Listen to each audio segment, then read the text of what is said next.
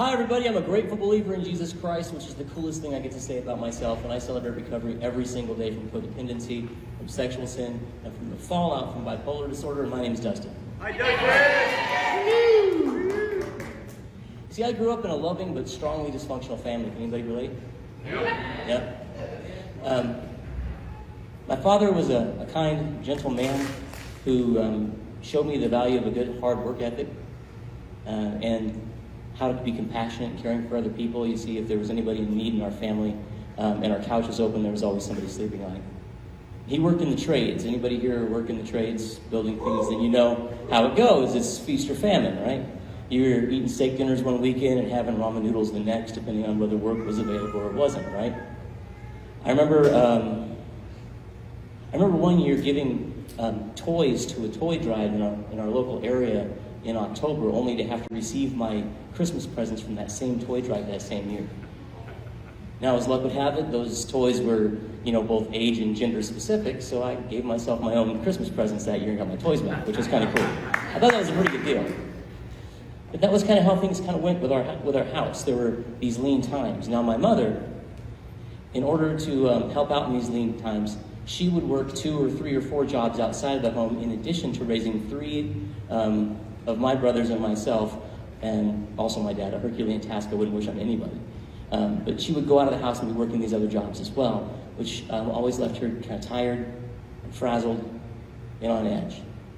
Now, she was one of the first 500 kids in a children's home called Sunshine Acres in my hometown of Mesa. And she was adopted as part of a package deal, meaning grandmother, whom I say this in the very Disney sense of the word, grandmother wanted a son, but had to take the daughters too because they were a package deal. This taught my mom that love was something to be earned and not just freely given. It was something you had to work hard to get that attention for. Now, my mom, she was a pillar of the church. She wasn't on staff, but she had a key because she came and cleaned, and we were there every day of the week, even when there wasn't something to do. We were still there doing it. So we were at the church a lot, and I grew up there. But that just added more stress to my mom's play, making her more frazzled and more on edge.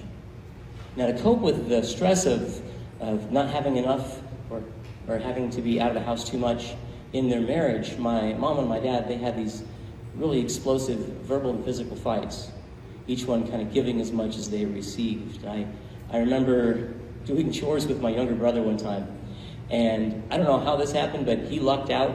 I got stuck with wash and rinse, and he got dry and put away. Anybody know the division of doing the dishes? It's not fair. Wash and rinse is all the work, and dry and put away, it's just like, it's done, right? So in the midst of all of this washing and rinsing, my parents are going at it and yelling, and my mom becomes so frustrated that she takes her arm and she drags it across the counter and knocks all the dishes on the counter that I just washed onto the floor, breaking them all. And I'm thinking, why couldn't you have done that like 10 minutes ago when there was still food on them? Because my brother Tommy, he has to clean the floors after. That's not me. So that was my thought. But not to be outdone, my dad threw the kitchen counter, not the stuff on the kitchen counter, but the entire counter, up off of the boxes and across the room. I remember when I was 10, I'm like, man, Dad's strong. Now, not so much. We didn't have Corningware like other families in my neighborhood had. We had what we called rainbow ware because it was the survivors of the different dishes. There were different colors and shapes. It kind of, if you got the blue plate or the red plate, you were special at dinner. That's kind of how that worked. Now, to manage that stress that we felt in the family, my older brother Tommy would cope by taking out all of his frustrations on me. I was the primary target of all of his types of abuses. His verbal abuse was surprisingly good given his grades in school. But still worked. His emotional abuse involved threatening to kill me in my sleep or trapping me in small spaces, threats I fully believed. I had a realization about 6 months ago that I don't face the shower. When I take a shower, I don't face the water, I always face away. And 6 months ago, I realized that's because when there's 4 boys and 1 shower head and everybody has to stink less in the house, you throw them in 2 at a time. And my older brother would always hold my face into the water whenever we would have a shower. And not enough to actually harm me, but definitely enough to harm me, if you know what I mean. As for physical abuse, he was 4 years older than me, a foot taller, and took full advantage of that. He would beat me with anything he could get his hands on, oftentimes including his hands. I remember one time we were outside of the house right before we were going to go to church, and he had found my dad's bullwhip, and he cracked the bullwhip at me and cut me right across my leg here, and cut my pants and cut my skin, and it started to bleed. And then he sang the sibling song. Does anybody know the sibling song? I'm sorry, I'm sorry, I'm sorry, don't tell mom, don't tell mom, don't tell mom, I'm sorry, I'm sorry. It's got a chorus that repeats, but that's the sibling song. And so that was routine. Now the big secret was his sexual abuse of me. I was forced to watch him do things with other neighborhood kids at a very, very young age. And soon after, I was forced to participate in those things so that I wouldn't tell. Being exposed to sexuality at this young of an age has had a lasting impact on my life and shaped much of my own addictive and compulsive behaviors, even into adulthood. Now, as far as me, I would cope with this and found my worth by being smarter than the average bear. You know, my parents took me to get tested early on. They found out that I had an IQ that puts me in the top 2% globally, which sounds really cool, but that and $5 a video bowl of soup at Denny's. You know, that's kind of it. But it didn't matter. I kind of latched onto that special feeling that came with being, as my friends from Boston would call, being wicked smart. It was like my ticket to attention, my ticket to approval, my ticket to control, and my ticket to earn love. Now, using these geeky superpowers, I tried my best to make my parents proud enough of me long enough to stop fighting with each other and put my report card on the refrigerator. And that would work a lot, you know. I'd come home and I'd get an A, and they'd say, "Oh, good job," and they'd put it up there and they'd clap, and I'd earn love, and they'd stop fighting, but grades only came out once every 8 weeks, and I needed them to love me more and sooner and closer together. So I threw myself onto any stage I could find. Even though I was a runt of a kid, I lettered in 5 varsity sports. Even though I wasn't able to pay for lessons, I sang in church choirs and played guitar and keyboard and a bunch of other instruments in any band I could find. If there was a stage somewhere, I was on it. All the while trying to get love and affection and attention. I did just about everything I could do to do the dance to get the cookie, as I like to call it. You see, my need for acceptance and my extra-large intellect soon helped me become a master at manipulation. By carefully selecting both my words and my actions, I could easily manipulate people for food, for money, for sympathy, for friendship. I used to say that my one true talent was letting other people have my way. Well, what was great is while that worked and I got that attention, it also firmly stamped codependency into my life. Because you see, in order for me to manipulate you, I have to care an awful lot about what you think of me. And I changed my life to be whatever you needed to be. Now, as a result of these early childhood abuses, I discovered my first great addiction, which was sex. I had my first willing sexual experience when I was 10 years old with my 16-year-old babysitter. It was my idea that I helped her suggest. The years that followed found me moving from one partner to the next. The word promiscuity is far too weak a word to describe my actions. I would routinely meet girls for the sole purpose of having sex. Many times I knew little or nothing about these people, not even their names. But you see, even in this sinful action, God started a series of events in motion that would ultimately save my life. But we'll get back to that.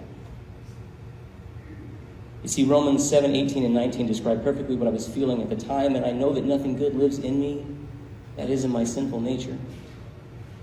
I want to do what's right, but I can't. I want to do what's good, but I don't. I don't want to do what's wrong, but I do that anyway. But you see, even in the struggle, God blessed me by putting an incredible woman into my life. Heidi was my roommate's sister. As she and her infant son, Hayden, had spent a lot of time visiting my roommate at our apartment. And her son's biological father had used the phrase, I think the exact words were, "I don't want to be an adult," right before we left. And she felt very alone and very overwhelmed. So she'd come over to our apartment, hang out with my roommate. Now, my roommate and I had got this wonderful arrangement. The only thing we disliked more than each other was living at home with our parents. So my roommate worked nights, I worked days. I had custody of the kitchen in the nights, roommate the days. There was a line down the middle on who got the laundry room, so it all worked out great. But Heidi and her son Hayden would come over and hang out in the day, and then would hang out some more at night, and I got to meet them and get to know her and to even become friends with Hayden, which was pretty cool. Our relationship went very quickly, and very soon I found us married. I found us as a family. But it wasn't the only thing I found at this time. See, it was at this time I began to notice that I couldn't regulate my moods as well as I used to. I found myself swinging from anxiety to depression and then back again, all without any real cause. Now, during the depressive times, I was unable to help Heidi with her growing family, leaving her to do it all by herself. I would lose interest in spending time with her or with anybody else. I would be unable to care for myself, routinely going days without, showering or even brushing my teeth. I couldn't. I didn't have the energy. I was barely able to function at work, spending all of my energy there, leaving none of it for my family. I felt continuous shame and guilt and worthlessness. I was always sad. I had no energy, no desire, and absolutely no way to change it. Not during the manic times. During manic times, I was so emotionally unpredictable that it was impossible for those people around me to know what they were going to come home to, if I was going to come home enraged or overly affectionate or irritated or happy or abusive or joyous. They had no idea. I was unable to control any of my moods or exercise sound judgment. I couldn't concentrate on anything and could not stop my mind from racing all of the time. And I would go days with little or no sleep. I think 96 hours is my longest stretch of no sleep. And that's, after about 72, reality just checks out. And it's impossible. You see, our life together consisted of riding this frightening and unstable roller coaster of extremes. Manic obsession and recklessness would give way to deep depressions that would consume my life, and then the mania would return again, and then the depression, and mania, depression, lather, rinse, repeat, which sounds weird coming from a bald guy.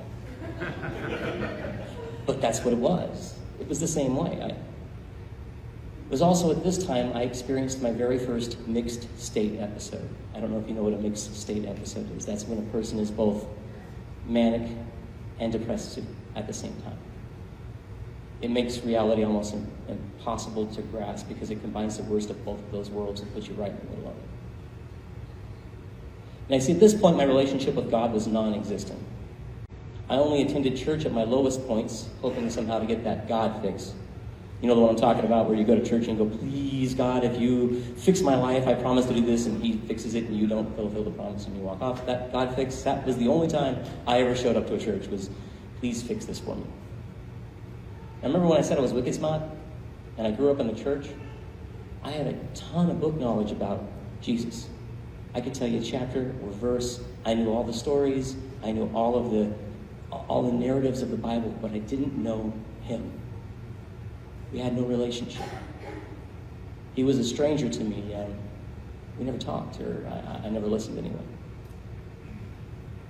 Over the next few years, my life had become this nightmare I couldn't wake up from. I felt I should be strong enough, man enough to stop this cycle.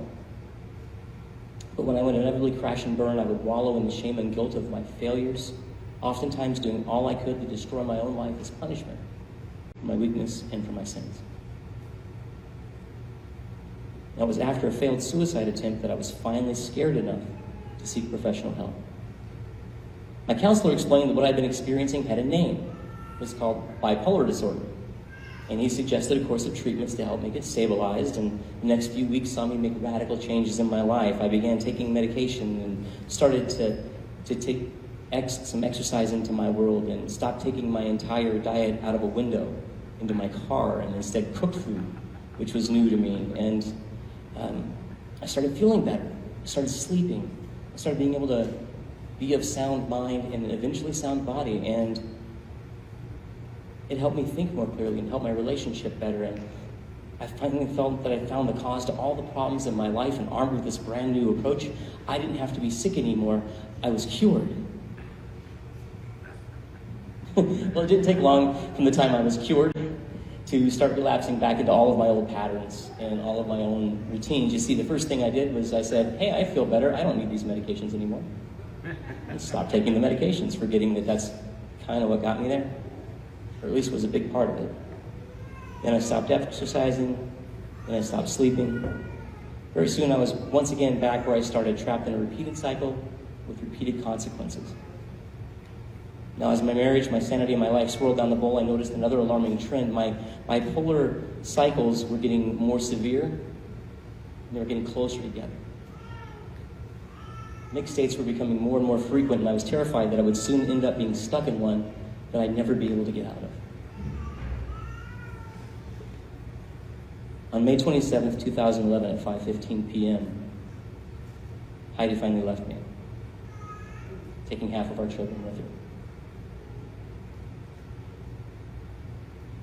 Now, you see, she had routinely left me in the relationship before. I don't know if you guys know what that's like when they're like, we're through, and you slam the door, and you're like, well, in about 3 hours, we'll resume this argument, and then we'll be okay. And then there's the times where they say, it's over, and every hair on the back of your neck stands up because you know nothing truer has ever been said. Yeah, that was this one. My marriage was dead. My family was torn apart. I was devastated. I saw no way to fix it. Frankly, I didn't want to. The pain of that moment brought me to my knees, both physically and spiritually. In one of my darkest, lowest moments, I cried out to God from my knees on the front doorstep of my house, begging him to help me. I prayed God would show me what to do because I was so sick and tired of trying and failing. For the first time in my life, I surrendered all that I had and all that I was to Jesus Christ.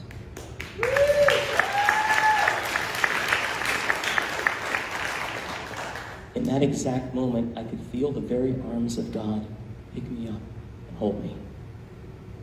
The Holy Spirit quietly whispered in my ear, I am right here with you, and it's okay to ask for help. You see, I experienced in a very real and intimate way the promise of Psalm 107:13 through 14, where it says, then they cried out to the Lord in their trouble, and he saved them from their distress. He brought them out of darkness, the utter darkness, and broke away their chains. Now, remember when I said earlier that God had started a series of events in motion that would ultimately save my life? Well, you see, 17 years earlier, in the midst of all of my sin, I had tried to comfort myself by sleeping with a neighborhood girl that I had known for a while. But unbeknownst to me, she became pregnant and had a little girl, our little girl. I met my daughter Abby for the very first time on Halloween, 8 months prior to this. We just moved to this town of Queen Creek, which is just barely west of New Mexico. And I took my kids around the neighborhood and went one street over and one street down. I knocked on a door and a 16-year-old female version of me answered it. That's how I met my daughter for the very first time. It's cool. I looked behind her and saw the mom, and mom's eyes went, and my eyes went, and that's how the relationship began again. And we talked. God put my daughter Abby in my life at the exact right moment. You see, any earlier, and I would have been worthless to her. And frankly, there wouldn't have been any later. Remember, I said she lives 2 streets down, right?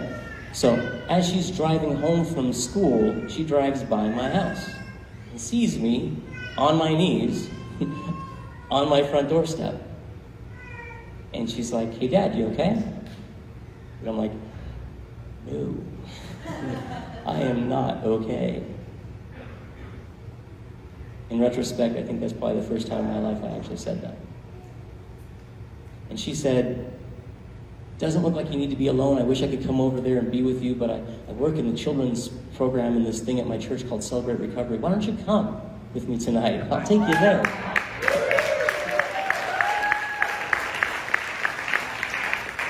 I said, okay. And so I showed up and I sat in the back of this tiny little church building. There's maybe 20 chairs, 15 people in them. 3 by 3s down the road. And I sat in the far back, as far away from everything, and just going on. I'm thinking, these people are weird. Okay, they're happy about being hurting. I don't understand that. And so I'm like, okay, first chance I get to stand up, I'm going to get up and I'm going to walk out. That's it. And because no one's going to get why I'm here, right? They're not going to get it. So they stand up and do this thing called a chip ceremony where they hand out chips. And as they start to stand up, I'm like, okay, here's my chance. And I stand up and I start walking this way. And as I'm walking this way, there's a guy that's my age, the only guy in the row across from me, walking right towards me.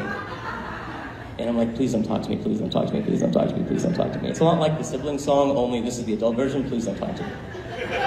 It's the introvert song. And so I'm like, please don't. But he gets right to the aisle and he turns in a heel and he walks up to the very front. He says, hi.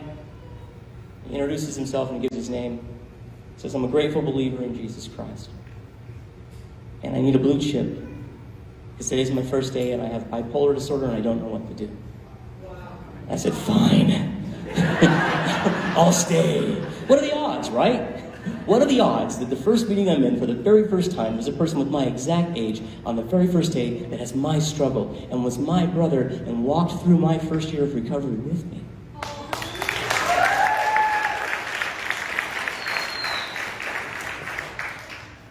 So I went to open share. And it was ugly, man. It was snot bubble crying time. Like, it was like really bad. I busted open like a piñata and I cried everything out in exactly 3 to 5 minutes. And it all went out there on the floor. Yeah. And then I'm looking at this room of strangers, and no one's like, they're just like, thank you for sharing. Next. That was amazing. For a person that spent his entire life worried about what other people thought of me so much that I felt the need to manipulate them to like me, for them to accept me at my ugliest, darkest, broken moment, let me share and say thank you.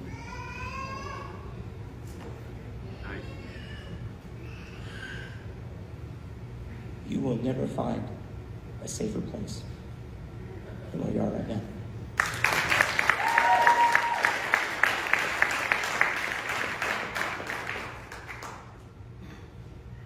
We love you, Dustin. Thank you. And I love you too, and thank you. Keep me posted. You see, I took to heart the promise that God made to me that's found in my life verse, which is Isaiah 1:18, but I'm going to read this to you so I don't mess it up. Because I love this version, that's why. It says, come, let us reason together. For a brainy guy, reasoning sounds pretty cool, right? Come, let us talk this over, says the Lord. No matter how deep the stain of your sins, I can take it out and make you as clean as freshly fallen snow. Even though you may be stained as red as crimson, I can make you as white as wool. Now, the step that touched my heart was the most difficult one for me to complete. And it sounds like I'm not alone in this. Principle 4. Openly examine and confess my faults to myself, to God, and to someone I love. Step 4, we made a searching and fearless moral inventory of ourselves. I feel you. I do. You see, the problem with this step compelled me to honestly and completely look at my entire life. All of the sins, all of the baggage, all of the garbage, which I was very good at looking at. But also, all the blessings, and all the times that God showed me my life I didn't even know He was there, and all the times that I was being watched over by a much higher power, and I never recognized it. My whole life. After years of a skewed and delusional view of my own life, the clarity that this step brought to me, frankly, was painful at first. Because there was a whole half of a life I never got to live. But it's renewing now and liberating in ways that are new today. Even today, even on the drive over here where all 10 of my fingers stayed on the steering wheel. There's a reason I have a blue chip in my pocket now. I'm a much calmer driver because of the program today. That's just another thing I'm surrendering to God as I continue to move forward. My growing relationship with Jesus Christ is once again the foundation of my recovery, as every good thing I have in my life has been restored or is being rebuilt solely because of my daily dependence on Him and Him alone. It is through His grace His mercy and His love that I'm finally being made whole. He is the great physician of my life. I no longer try to manipulate everybody around me, usually. I admit I still struggle with that, but I've long since stopped trying to do it by myself. Instead of being a slave to prideful denial, I'm embracing a proper stewardship of the bipolar disorder that God created in me on purpose and for His purpose. Let me say that again. God created bipolar disorder in me on purpose and for His purpose. It does two things for me right off the bat. First thing is that it is a daily physical reminder that I can't do this by myself, that I need to rely on other people to walk alongside me and people that are smarter than me. Yes, there are millions of people smarter than me that make medications and tell me to exercise a certain way and to go to sleep. It's also a touch point where I can connect with others who are also struggling with mental health challenges in a way that only we uniquely understand. You'd be surprised to know that that's half of us here, one out of every two people in the room right now. I get you because I am. You're me. If you look to the left and you look to the right, that's a person just as messed up as you are. You are in the right room. And we're all loved by a perfect God. God has purified my sexuality. His Spirit finally got me to see that I'm not supposed to resist sexual temptation. Do you guys know that? You're not supposed to resist sexual temptation. You're supposed to run as fast as you can in the opposite direction. It is the only verse in the Bible that doesn't say stand up to the devil and you will flee, and he will resist you. It says run. That's what it says. That's probably Living Bible version, but it says run. So do that. I've learned to do that. Even though I no longer have an interest in pornography or in multiple sexual relationships, I keep a firm covenant in my eyes and a very firm grip on the telephone numbers of some brothers that have my back anytime I need to call them day or night. And I've got their back too. You see, my intimacy and sexuality are now pure. Those aspects of my life are reserved for my wife and for her alone. Oh, by the way, God restored my marriage too.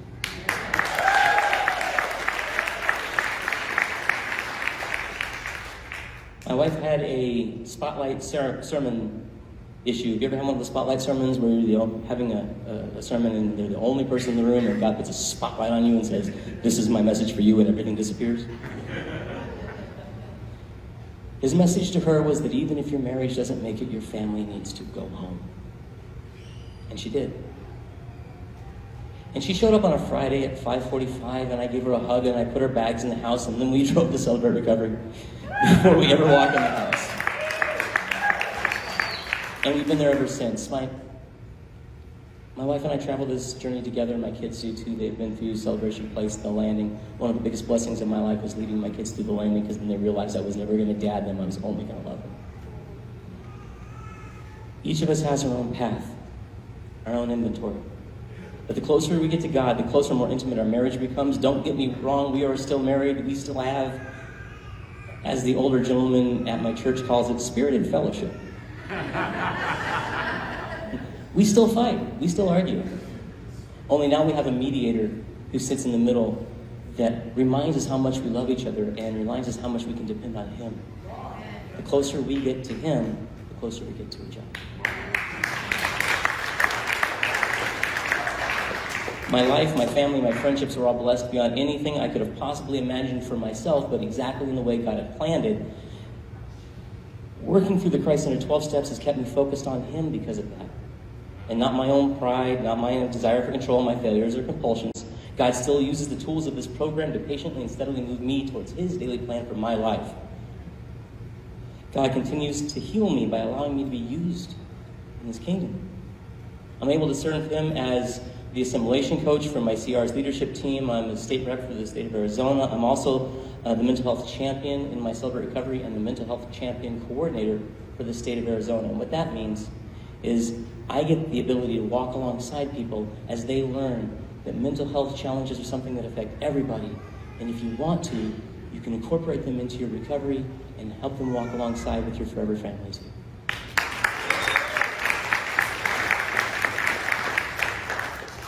It is my deepest desire that God will put somebody in my path who is hurting in exactly the same way He placed loving brothers and sisters alongside me when I needed it.